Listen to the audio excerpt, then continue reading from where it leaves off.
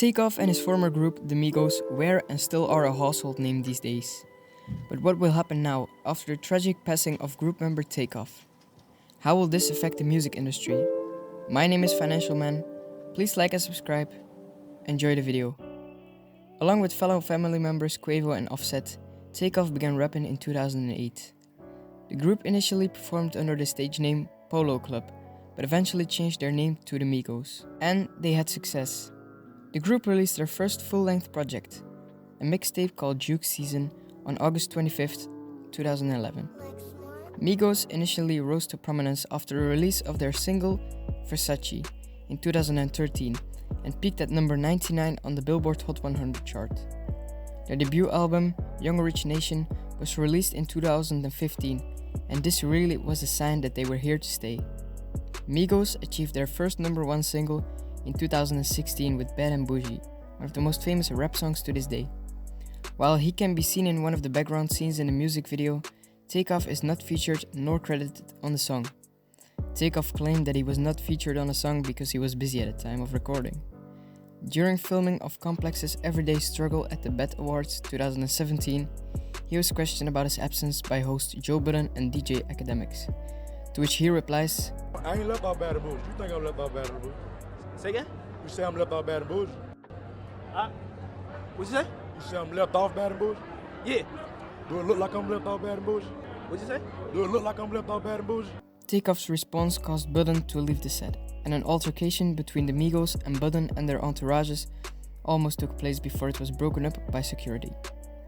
Migos' second studio album, Culture, was released on January 27 of 2017, debuting at number 1 on the US Billboard 200, following the release of Culture 2 on October 23, 2018. Takeoff announced an upcoming solo project titled The Last Rocket to be released the following month. The fourth Migos album, Culture 3, was released on June 11th of 2021. This would be the final Migos album released during Takeoff's lifetime. In October 2022, rumors surrounding a possible disbandment of Migos arose, based on reports that Quavo's ex-girlfriend, Saweetie, had slept with Offset. Following this, Quavo and Takeoff released a collaborative album titled Only Built for Infinity Links on October 7th of 2022, 25 days before Takeoff's death in Houston on November 1st, 2022. As most rappers do, Takeoff had some legal issues. He played a show at a university, but the university police department, who were present at the concert as a security detail, detected a strong scent of marijuana from the group's van, and the drivers were questioned by law enforcement. Upon further investigations, the rap trio and 12 members of their entourage were arrested for possession of marijuana and another controlled substance, possession of firearms within a school safety zone, possession of firearms during the commission of a crime, and possession of firearms by convicted felons.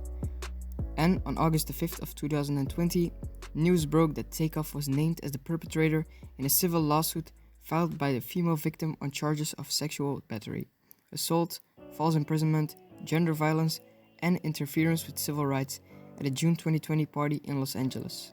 The Los Angeles District Attorney's Office would not be filing criminal charges against Takeoff. On November 1st, 2022, Takeoff was shot and killed at 810 Billiards and Bowling in Houston, Texas. He and about 40 people gathered outside the bowling alley after a private party had ended there around 1 a.m. Quavo, who was present during the shooting but was not injured, had posted a video earlier in the night driving around Houston with James Prince, who was celebrating his birthday. It was reported that an argument broke out after a dice game that led to the fatal shooting. In a statement, his records label said that Takeoff was killed by a stray bullet, and Houston Police Chief Troy Finner said that he did not believe Takeoff to be the intended target. A lot of people and famous musicians mourn about his death, but the true question will be, when will this ever stop?